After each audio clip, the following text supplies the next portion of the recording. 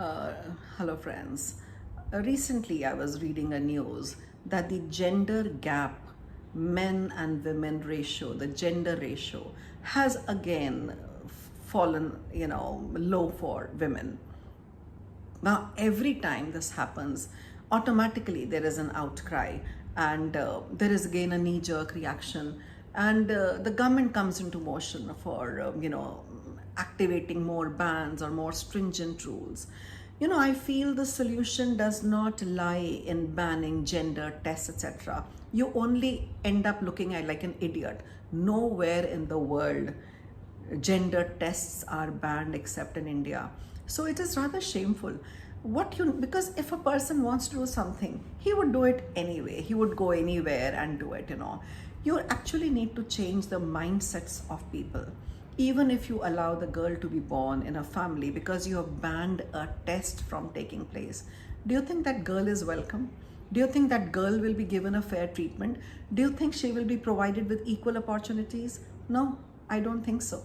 So, putting more and more rules and more regulations, more punishments, spending money and effort on that is not very fruitful. It is more like a band-aid that I'll ban this test, I'll ban this test. But what about the reason for it? What about the reason for it? So when we look at the reason why it is being done, the Malayas runs much deeper. Personally, I feel that they should have a deeper analysis done. I don't think now it is more a problem of gender difference so much. Even in areas of backward Haryana where the issue was too much, or Punjab, people are awakening to the fact of equality. They are sometimes sure of the fact that maybe in old age sometimes the girls might look after the parents better, or their emotional value in the place, or there are enough schemes to tempt women into this world, etc. I think sometimes there could be some other reasons also.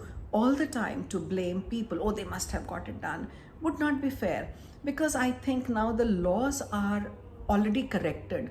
Yeah, they have equal right and properties. Some laws are favoring them. Educational institutes, tax laws, property laws, everything, and the even other laws are in favor of women. And men live more in fear vis-a-vis law. So sometimes the problem is not law. Sometimes it could be natural reasons. Why should we always jump to that conclusion?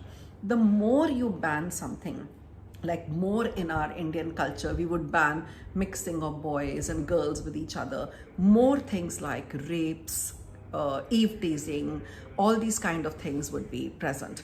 So similarly, I feel that we should reduce these stringent laws and banning, change the mindset of people, and allow the world to see that we don't have any discrimination. The moment you bring up your daughter well, teach her self-respect, allow her to work, allow her to grow, the problem is over.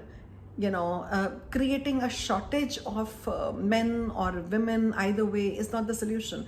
If you even create an imbalance or shortage of women, you're going to suffer. Like people in Haryana, they have been buying brides from South or somewhere else. You have heard stories in Rajasthan also that there was no girl in a village, and after how many years, maybe 100 years, a barat came over there. So these are stories of the past. We don't need to hold them up as a constant example. Create a society where we don't have to ban tests. We just have to promote equality genuinely. I feel constant levying of bans is counterproductive. It only makes people go more illegal. You will have more clinics which are willing to be illegal, which are going to underhand, maybe perform tests through coax and all. Similarly, abortions might become illegal. People might go to untrained people and fall ill or meet death, etc. There could be variety of other problems being thrown. In fact, more the bans, more an underbelly of illegal trade rears its heads. So I would say, again, enforcing this gender discrimination and those prominent things on the board and the doctors in a tizzy, it doesn't help. If somebody wants to ill-treat their daughter, they would. If they want to deprive them of nutrition, they would. They might even kill them after being born.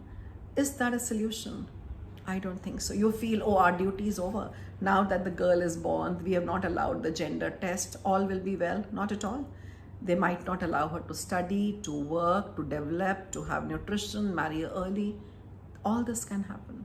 But wonders have been done by media, by propaganda, by awareness campaigns, and by talking about it. Now you see our domestic helps and all are changing mindsets.